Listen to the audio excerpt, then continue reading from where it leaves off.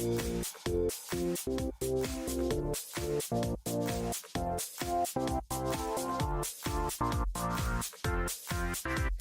and welcome back, everyone. It's just another day in the life as a military wife, and listeners have been asking me my opinion on the book Atomic Habits for quite some time now.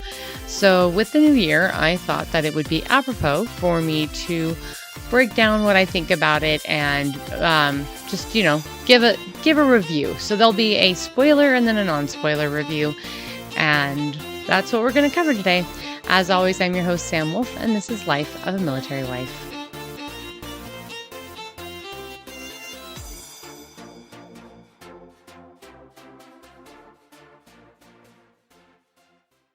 Okay, so let's start with a non-spoiler review first.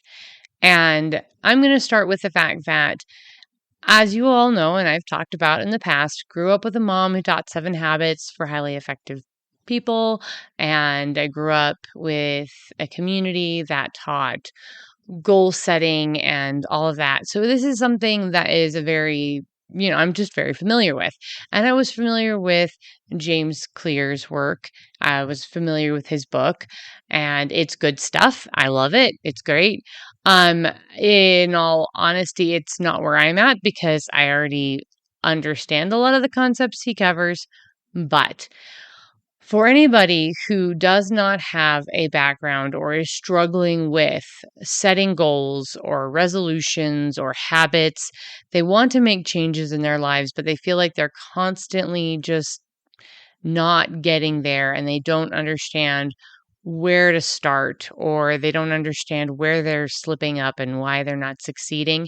This is a really great foundation. He lays out some really fabulous concepts and principles and uses a balance of anecdotal information as well as research. There is good citation. So it is a well-constructed, thought-out book. And I think it's a pretty, it's pretty good. And the fact that he adds additional resources also, I like it when people have worksheets and diagrams and pictures. I don't mind reading things. I like reading things, but sometimes certain concepts are better conveyed through visual means. And he utilizes both well-articulated and constructed thought processes as well as visual aids. So it's a well-balanced book for a beginner or anybody who's looking to learn more. That's my non-spoiler review. So if you're interested, but you kind of want to explore it yourself and you don't really want to know all the nitty-gritty details, that's fine. Go for it. Come back when you're done. I'll tell you more. Otherwise, for the rest of you who stuck around and really don't care, because it's not a nonfiction book. It's not like I'm going to ruin the ending. He learned how to build effective habits and get rid of bad habits. Shocking. No, y'all knew that was what this was about. It's a nonfiction book. It's pretty obvious. So there's no shocking reveals. However, like I said, I really do love what he discusses. And he starts off with his experience and how he learned to do what he did. And that was because of an injury that he had in high school. He played baseball and he was practicing, and the ball hit him right between the eyes and nose area and the forehead. I'm generalizing, just in that area, and caused some significant damage. And it took him a long time to recover and to get back to the ability of playing baseball. And he was told he was never going to get back to that stuff. He was never going to be able to do this or that or the other thing. And when you look at the amount of things he has accomplished in his life, it is impressive considering what he had to overcome with that level of a traumatic brain injury. And it's really impressive. But he starts off explaining how he learned those skills, how he got started on his skills.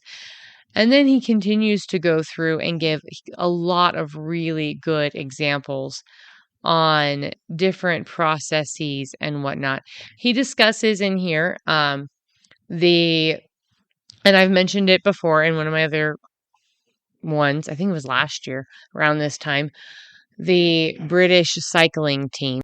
He talks about their concept of 1%, how they were doing so badly that there were companies that didn't even want to let them use their bikes because they didn't want to be associated with a chronically losing team.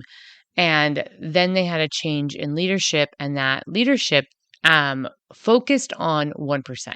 So you're not going to flip the switch in one night. You're not going to quit smoking overnight. You're not going to become a more patient parent. You're not going to go to the gym every day and never skip again and be a dedicated person who works out when you've never worked out once in your life. Those things are not going to happen. So instead, looking at the principle of 1%. So how can we clean our bikes more effectively? How can we hydrate more effectively? How can we work out more effectively? So they took little concepts and improved little bit by little bit, and that accumulated into eventually becoming a successful winning team. And he points out how that is how habits work.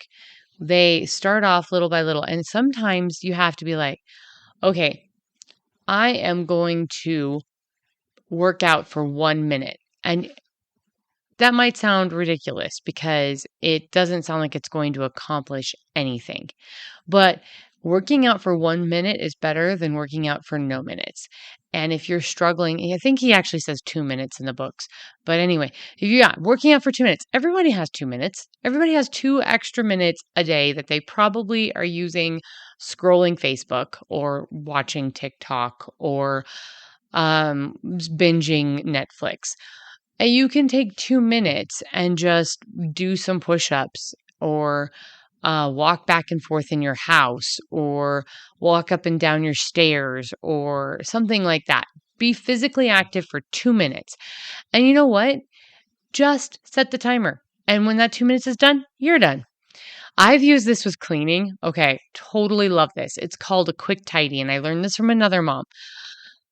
Sometimes it just feels overwhelming and it feels like you're cleaning all day, every day. So what I do is in between projects, I do a quick tidy. I will set a timer and I will just tidy up whatever I can see that's not been put away in the general area that I am. And when that timer goes off, I'm done. I move on to whatever the next task or thing I was going to do that day. And putting these sporadic 10-minute tidies into my life has helped me maintain a household that is more clean and organized. And he talks about how once you start going and you're like, well, I'm already at the gym. Why only be here for 2 minutes? I might as well be here for a little longer. Once you establish that routine, if it's just something you do, then it gets easier to do a little bit more without feeling overwhelmed. And he talks about some other things called habit stacking. So, for example, with this one, he talked about someone who, when she got into the cab each day, she told the cabbie the address for her gym. And then she was already committed to go to the gym before she went to work. And she's already at the gym, she might as well work out. So it's kind of those habit stacking. Like when I do this, I will then do this. And with me, habit stacking for me is when I get up in the morning, I make my bed right away. And so I have certain things I do certain days in certain ways. There is a certain day of the week that I go grocery shopping. I drop my children off at school and I immediately go straight to the grocery store because I know if I go home and then think, oh, I'll go out grocery shopping, I don't. I'm not going to. And then it ends up not happening until later in the evening and I'm tired and the grocery store is picked over and it just doesn't work as effectively. So I have that habit. Drop my kids off on this certain day, go straight to the grocery store, do my grocery shopping. That's my habit stacking. That way, I do the thing I don't like to do. Another principle he talks about is making it easy. And in regards to that, here's an example from our life. My husband is really great at flossing his teeth. He's taught the kids how to do it, all that sort of stuff. I struggled with it growing up. I have a really small mouth, just size wise, and I feel like my fingers are just massive, and it's just always been hard to get in and floss my teeth. And because it was difficult, I just didn't do it as much as I knew I should. Brushed my teeth, no problem. That was not an issue, but flossing was hard. Well, my husband introduced me to flossers, and they make getting in and flossing my teeth really easy. They've got great flavors. It works really quickly, and it doesn't take up a lot of time. And so because it's easy, I do it more. And that's one of the things he talks about. Habit stacking is one, making it easy is another. And the next principle he talked about is making it enjoyable. And that's where the flavor comes in. He talks about how toothpaste had existed for a long time, but it wasn't until they started adding flavors that, people really got excited about it. Same thing with chewing gum. Existed for a long time, but it wasn't until Wrigley added a mint flavor that it took off. So that made it more enjoyable. And that is something we can do as well. I had to recently, with health issues, change the way I eat. And I had to look for ways that it felt like I was cheating, but I wasn't. I was still eating the way I was supposed to eat. However, I felt like I was getting away with being naughty. And so there's this one brand of popsicles I can have.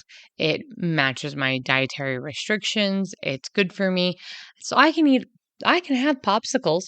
I can have that, no problem. Found a type of chocolate I can have. And so I have my chocolate allotment. So I'm still following the health principles I need to for my dietary restrictions and health conditions, but it feels like I'm having fun. Found recipes for pie and things like that. Again, these are not things I eat on an everyday basis. You don't eat pie every day for every meal, hopefully. If you do, might want to, reconsider that. But it allows me to still have food that are enjoyable and meet my health goals. So finding food that is healthy but delicious has really worked for me. Chili. I can eat chili. I can make chili that I can eat, and chili is delicious, and I love it, and it's a meal my family loves, and it meets my dietary restrictions. And you know what? That's great. So when I explain all my health issues and my dietary restrictions to people, are like, oh my gosh, what do you eat? I'm like, actually, I can eat a lot of stuff. You'd be surprised how many things out there can and are healthy. And it doesn't have to taste like dirt and be healthy. It can be healthy and taste really delicious. So that's something for me. Finding food that is delicious has made eating healthier easier.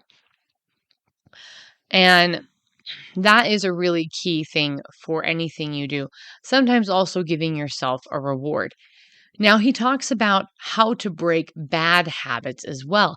And that was actually the parts of the book that I found the most intriguing.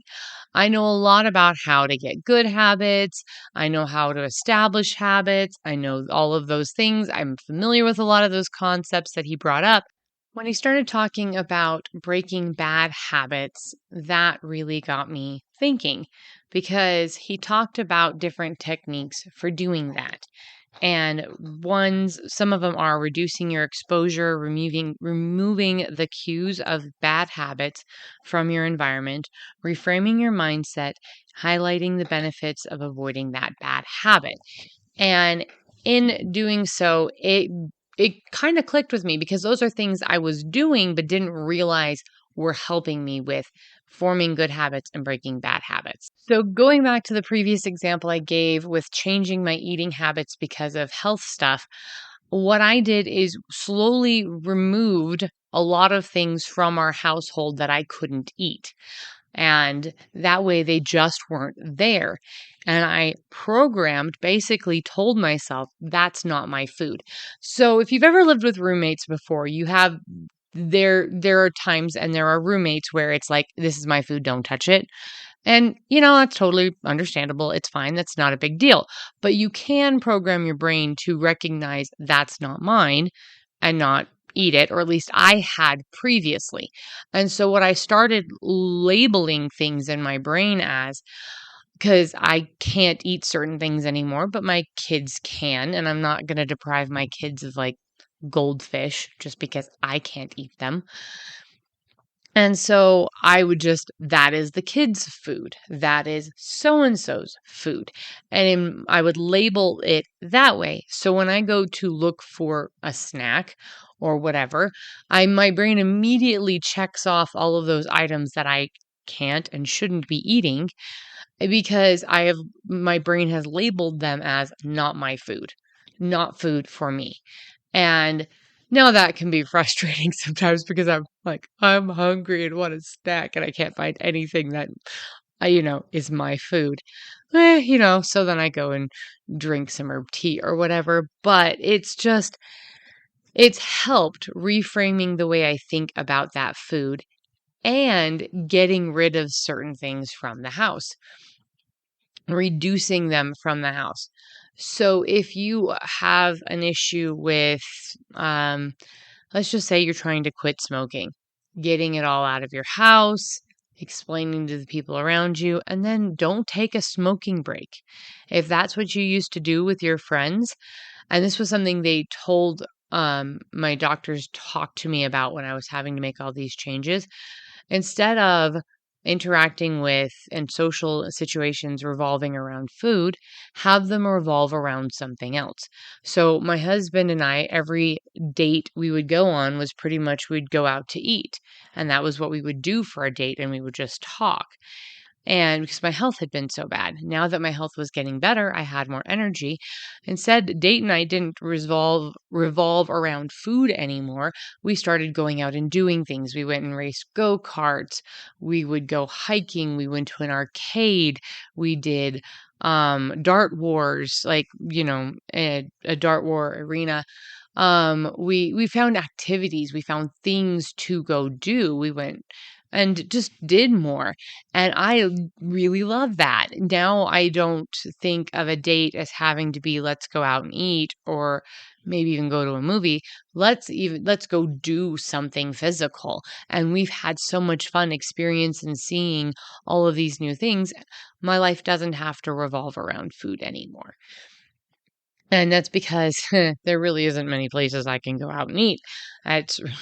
So I found us other things to do. So instead of putting yourself in a situation where you go and hang out with your friends on a smoking break, instead go and do something else during your break and have lunch with them instead.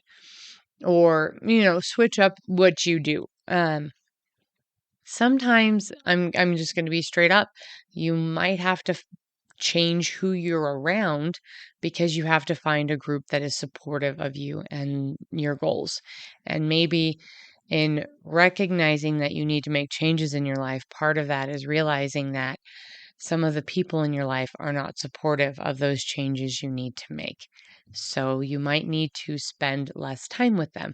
He talked about how there was a particular client or person that took his class, and she had a family member who was really negative and mean and didn't enjoy being around them. And so she just stopped being interesting. She would just smile and nod at everything they said and not really talk much. And they stopped wanting to, spend time around her because they thought she was boring. And so she wasn't mean, she wasn't rude, she wasn't negative, she just stopped engaging. She stopped feeding into the cycle. and that really helped her. So that's just a really brief overview of this book. I think it is a fantastic book for if you need a refresher on habits and goals and stuff like that. If you don't know where to start, it's a really great resource. And even if you have done it before, there was things I um enjoyed and picked up from it. I love the resources that he provides. He's got free resources that I will be linking in the description of this episode. Overall, I think Atomic Habits by James Clear is a fabulous book for anybody who is interested in this topic, and especially, considering people are starting a new year and starting to think about those things. If that's something you are looking into, this would be a wonderful resource.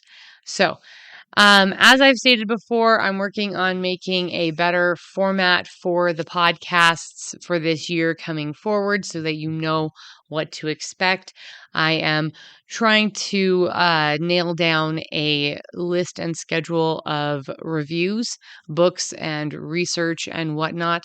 So if there is something you're wanting me to review, please feel free, email me, message me, DM me, whatever, and I will let you know. I'm on Twitter at Sam Wolf, and I've got the logo for the podcast, so you can find me there.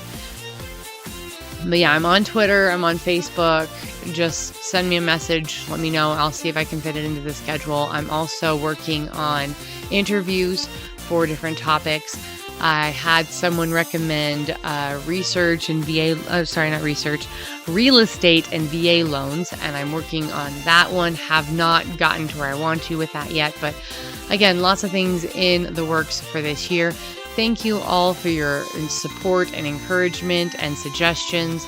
I hope that this review was helpful and that you have a wonderful week.